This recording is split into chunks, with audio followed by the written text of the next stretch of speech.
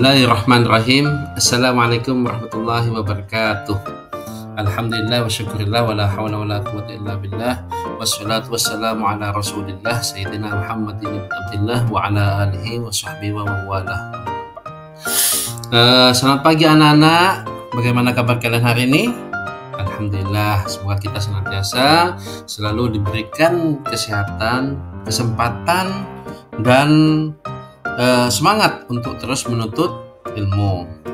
Baik anak-anak sekalian, hari ini kita berjumpa kembali dalam pelajaran pendidikan agama Islam dan budaya pekerti, yang mana hari ini kita akan belajar bersama tentang menghadirkan sholat dan dzikir dalam kehidupan. Adapun tujuan pembelajaran kita hari ini adalah agar kalian dapat pertama yaitu menjelaskan pengertian sholat dan dzikir serta memahami urgensi melaksanakannya dengan benar. Yang kedua yaitu mengidentifikasi keterkaitan antara sholat dan dzikir dengan pencegahan perbuatan keji dan mungkar. Yang ketiga yaitu kalian dapat membuat quote inspiratif tentang sholat dan dzikir dengan kreatif. Adapun yang keempat yaitu kalian dapat mempresentasikan hasil diskusi kelompok dengan penuh percaya diri. Agar kalian paham pada arah pembelajaran, mari kita lihat alurnya. Kegiatan ini akan berlangsung dalam beberapa tahapan. Tahapan pertama yaitu masalah. Kalian akan mengamati orientasi masalah yang ada di dalam sebuah video.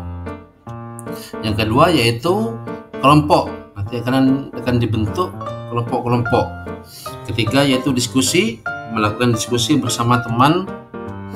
Dan keempat, presentasi. Kalian akan mempresentasikan hasil analisis kelompok kalian. Yang kelima yaitu evaluasi. Nantinya kalian akan melakukan evaluasi dengan beberapa soal yang nantinya akan Bapak berikan. Dan yang keenam yaitu refleksi, memahami makna pembelajaran dan introspeksi diri. Sebelum masuk ke materi, mari kita simak tayangan video berikut, tentunya tentang orientasi masalah. Gue tuh bukannya nggak mau sholat loh, tapi kalau ketika subuh tuh gue susah bangun, apalagi kalau dingin. Tambah malas gue bangun. Waktu duhur nih, malas banget keluar untuk ke masjid, soalnya panas cuacanya. Kalau asar, gue lagi sibuk-sibuknya, jadi nggak bisa. Terus kalau maghrib, gue kecapean, masa nggak boleh istirahat gue? Kan capek gue. Nah kalau ketika waktu isya tuh ngerasa ngantuk banget karena seharian kerja, jadi tidur deh. Jadi sebenarnya pengen gue sholat, pengen banget malah. Tapi gimana? Lo tau kan kesibukan gue sibuk banget. Mungkin nanti deh kalau gue udah kaya, nggak sibuk lagi, uang udah banyak, jadi bos, nggak mikirin ini itu, baru kayaknya gue bisa sholat dengan tenang. Nah, coba kalian diskusikan dan pikirkan permasalahan apa yang bisa kalian temukan dari video atau cerita tadi. Ayo apa? Nah, ternyata permasalahannya adalah kurangnya kesadaran Randy untuk melaksanakan sholat dan dzikir. Dari sini kita akan belajar mengapa sholat dan dzikir penting dan bagaimana keduanya mampu mencegah seseorang dari perbuatan keji dan mungkar.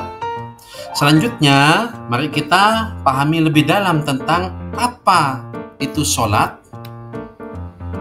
Hakikat sholat secara bahasa adalah doa atau permohonan.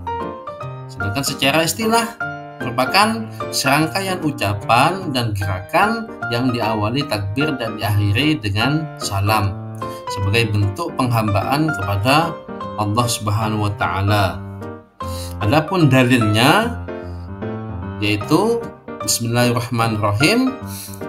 Innani anallah la ilaha illa ana fa'budni wa aqimis sholata li dzikri. Yang artinya sesungguhnya aku adalah Allah, tidak ada Tuhan selain aku, maka sembahlah aku dan tegakkan sholat untuk mengingatku.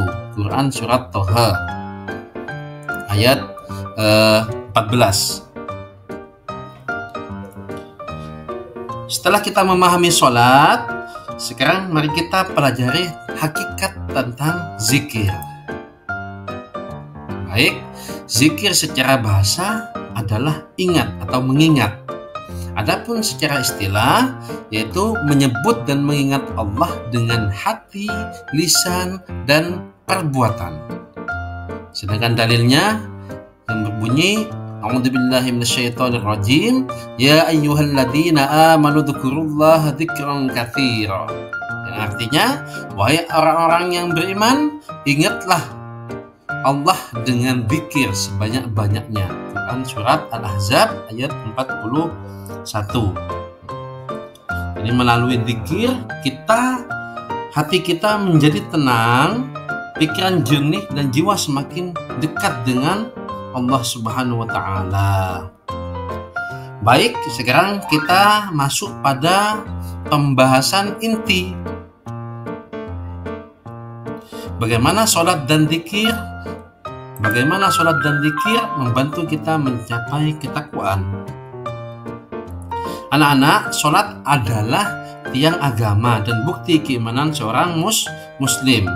Maka orang yang rajin sholat itu akan pertama yaitu selalu mengingat Allah, selalu ingat kepada Allah. Yang kedua, terhindar dari perbuatan keji dan mungkar. Dan yang ketiga yaitu menjadi disiplin, sabar, dan tenang jiwanya. Karena ketakwaan diwujudkan dengan melaksanakan perintah Allah dan menjauhi larangannya. Sebagaimana dalam sebuah firman Allah Subhanahu wa Ta'ala disebutkan, A'udzubillahi minasyaitonirrajim, Innas sholata tanha 'anil fahsya'i wal munkar. Yang artinya sesungguhnya sholat itu mencegah dari perbuatan keji dan mungkar. Quran surat Al-Ankabut ayat 45. Baik, kita selanjutnya akan beranjak pada hikmah melaksanakan sholat dan zikir. Ada banyak hikmahnya.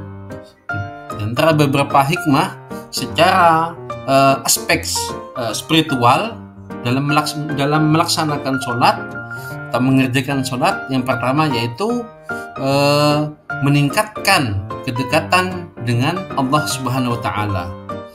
Secara aspek moral yaitu dapat membiasakan kejujuran dan tanggung jawab. Aspek sosial, sholat itu dapat melatih disiplin dan kebersamaan melalui sholat-sholat berjemaah. Dan aspek yang terakhir, secara psikologis dapat memberikan ketenangan batin. Itulah hikmah daripada melaksanakan sholat. Dan adapun hikmah melakukan zikir setelah sholat, yang pertama yaitu secara spiritual dapat menenangkan hati dan pikiran. Secara moral dapat menghindarkan diri dari kesombongan. Secara sosial dapat menumbuhkan empati dan rasa syukur. Dan yang terakhir yaitu secara psikologis dapat meredakan stres dan kegelisahan. Dengan demikian, sholat dan zikir bukan hanya kewajiban, tetapi juga sumber ketenangan, moralitas, dan ketakwaan. Baik, selanjutnya kita beranjak pada mengamalkan sholat dan zikir secara istiqomah. Anak-anak, beribadah itu tidak cukup hanya sesekali. Kita perlu istiqomah. Apa istiqomah? Yaitu konsisten atau terus-menerus dalam melakukan kebaikan tanpa putus di tengah jalan. Bagaimana cara agar kita tetap istiqomah? Caranya yaitu ada 5. Yang pertama, menyadari bahwa sholat adalah kebutuhan, bukan sekedar kewajiban. Yang kedua, membuat jadwal pribadi sholat tepat waktu. Dan yang ketiga, membaca zikir pagi dan petang. Dan yang keempat, yaitu mengikuti kegiatan keagamaan seperti tadarus, sholat berjamaah dan sebagainya. Dan yang terakhir, yaitu berteman dengan orang-orang yang soleh yang selalu saling mengingatkan. Dengan istiqomah, hidup kita akan lebih terarah, damai dan dekat dengan Allah Subhanahu wa Ta'ala. Alhamdulillah, hari ini kita telah belajar bahwa sholat adalah tiang agama dan cara kita mengingat Allah Subhanahu wa Ta'ala. Yang kedua, yaitu dzikir adalah penenang hati dan penjaga iman. Dan yang ketiga, keduanya dapat mencegah kita dari perbuatan keji dan mungkar jika dilaksanakan dengan penuh kesadaran. Mari kita berdoa agar Allah menjadikan kita hamba-hamba yang istiqomah dalam melaksanakan atau menunaikan sholat dan zikir. Itu saja yang dapat Bapak sampaikan.